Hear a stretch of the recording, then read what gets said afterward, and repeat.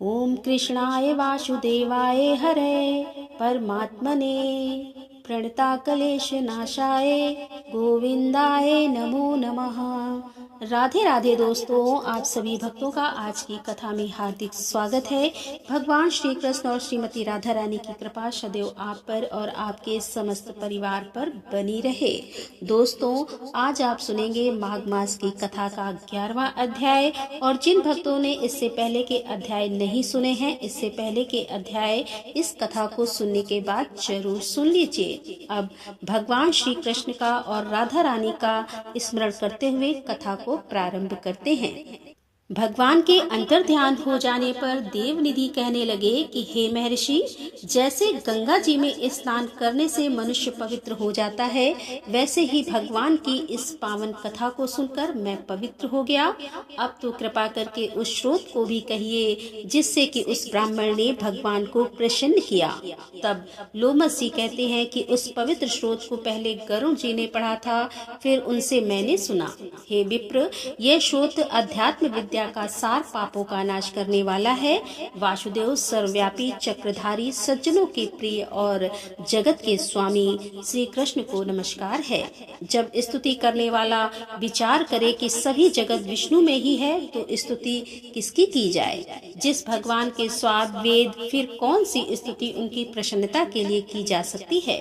जिसको वेद भी नहीं जान सकते, ना वाणी और ना मन जान सकता है, उसकी स्तुति में अज्ञानी क्या कर सकता है। सारा चर अचर संसार जिसकी माया से चक्र की तरह घूम रहा है, इसी से हे प्रभु आप चक्रधारी कहलाते हो।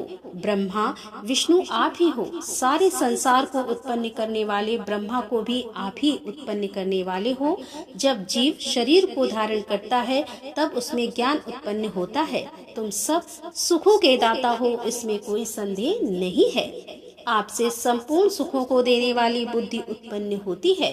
आप ही 5 कर्मेंद्रिय पंच महाभूत तथा मन के विविध भाव हो। ब्रह्मा विष्णु रुद्र की कल्पना से आप संसार की कल्पना इसी प्रकार करते हो, जैसे कि पिता पुत्री की कवियों में जो रूप शोभा देता है, उन निर्गुण विष्णु भगवान को मैं नमस्कार करता हूँ। जिसमें ज्ञान रखने से श्रुतियों में कहे हुए कर्मों को लोग करते हैं, उस परम ब्रह्मा को मैं नमस्कार करता हूँ।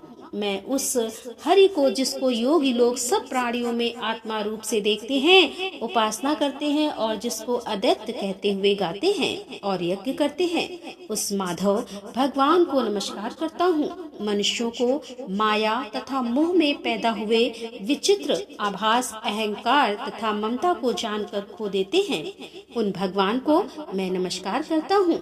इस संसार में मनुष्यों के मोह रूपी वायु से सदा भवक वाली ज्वाला आपके चरण कमल की छाया पहुँचने मात्र से नहीं जलाती, जिसके स्मरण मात्र से मोह अज्ञान रोग दुख दूर हो जाते हैं।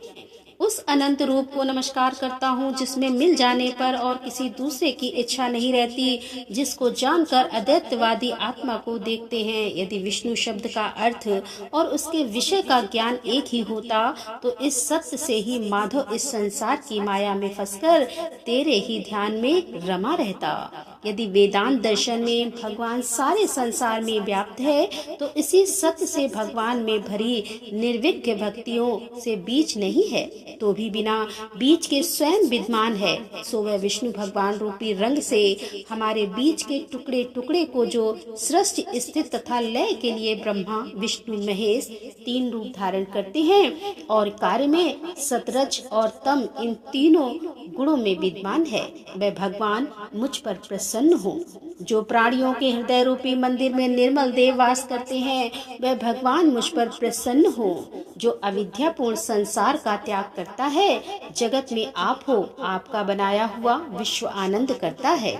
आपके त्याग करने पर अपवित्र हो जाता है, उसका साथ करने पर भी तुम बिना साथ के बने रहते हो। विकार रहित, जिनके 4 वांग पंचभूत योग से पैदा हुआ चैतन्य मानते हुए उपासना करते हैं। जैन लोग आपके शरीर का परिणाम मानते हैं और सांख्यवादी तुम्ही को प्रकृति से परे पुरुष मानकर ध्यान करते हैं। जन्म इतिहास से रहित चैतन्य रूप सदा आनंद स्वरूप उपनिषद जिसकी महिमा गाते हैं, आकाश आदि पंच महाभूत, देह मन बुद्धि इंद्रियां सब कुछ तुम ही हो। तुमसे अलग और कुछ नहीं, तुम ही सब प्राणियों को उत्पन्न करने वाले हो और तुम मुझको शरण देने वाले हो। तुम अग्नि, रवि, इंद्र, होम, मंत्र, क्रम तथा फल सब तुम ही हो। कर्म के फल देने वाले वैकुंठ में तुम्हारे सिवाय कोई नहीं है और मैं तुम्हारी शरण में हूँ। सब प्राणियों के हेतु तथा उनको शरण देने वाले तुम ही हो। जैसे युवा पुरुष की युवती में और युवती की युवा में प्रीति होती है, वैसे ही मेरी प्रीति तुम में हो। जो पापी भी आपको प्रणाम करता है उसको यमदूत नहीं देखते हैं। जैसे कि उल्लू सूर्य को प्रत्येक पाप मनुष्य को उस समय तक ही सुख देते हैं जब तक वह आपके चरण कमलों का सहारा नहीं लेता। जिसको गुण, जाति तथा धर्म को स्पर्श नहीं कर सकते तथा गतियां भी स्पर्श नहीं करती, जो इंद्रियों के वशीभूत नहीं है, जिनका बड़े बड़े मुनि लोग साक्षात नहीं कर पाते, उन भगवान को मैं नमस्कार करता हूँ। जितने ज्ञान रूपी सुंदर गुण हैं, जिन्होंने सुख स्वरूप मोक्ष रूपी लक्ष्मी का आलिंगन किया, उन्होंने आत्म स्वरूप सुख भोगा है और जिन्होंने ध्यान रूप से मृत्यु को वश में कर लिया है, ऐसे मुनियों से सेवित भगवान को नमस्कार है। जो जन्मादि से अलग है, जिनको काम क्रोध आदि दोष दुख नहीं देते, उन वासुदेव भगवान को मैं नमस्कार करता हूँ। जिनके ज्ञान की गति से अविद्या रूपी मल शुद्ध हो जाता है, जिनके ज्ञान रूपी शस्त्र से संसार रूपी शत्रु का नाश हो जाता है, उन दुखों के नाश करने वाले को मैं नमस्कार करता हूँ। जिस प्रकार सब स्थावर जंगम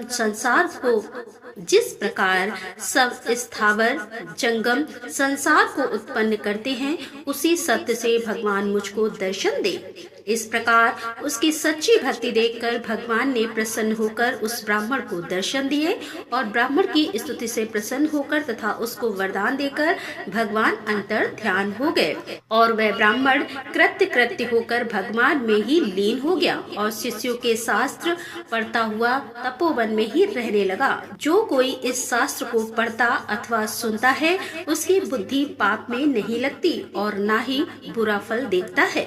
तो इसके कीर्तन से मनुष्यों की बुद्धि, मन तथा इंद्रियां स्वस्थ होती हैं और जो भक्ति पूर्वक इसके अर्थ को विचार करके इसका जप करता है, वह वैष्णव पद को प्राप्त होता है। इसके सदैव पढ़ने से मनोवांछित कार्य सिद्ध हो जाते हैं। मनुष्य सुपुत्र पाता है तथा धन पराक्रम और चिर आयु पाता है। इसके पाठ से बुद्धि, धन, यश, कीर्ति, ज्ञान तथा धर्म बढ़ते हैं और दुष्ट ग्रहों की शांति होती है। यह व्याधियों अनिष्ट को दूर करता है, दुर्गत से तारता है। इसके पढ़ने से सिंह, पिशाच, व्यग्र, चोर, भूत, देव और राक्षस का भय नहीं रहता। जो भगवान का पूजन करके इस स्रोत को पढ़ता है, वह पापों से वैसे ही अलग रहता है जैसे कि जल पंख से। कमल जो इस स्रोत को एक काल, दो काल या फिर 3 काल पढ़ता है, अर्थात तीनों समय सुबह, शाम और दोपहर तीनों संध्याओं में पढ़ता है, वह अच्छे फल को प्राप्त करता है। और जो मनुष्य प्रातः काल इस स्रोत का पाठ करता है, वह इस लोक और परलोक में अच्छे सुख पाता है।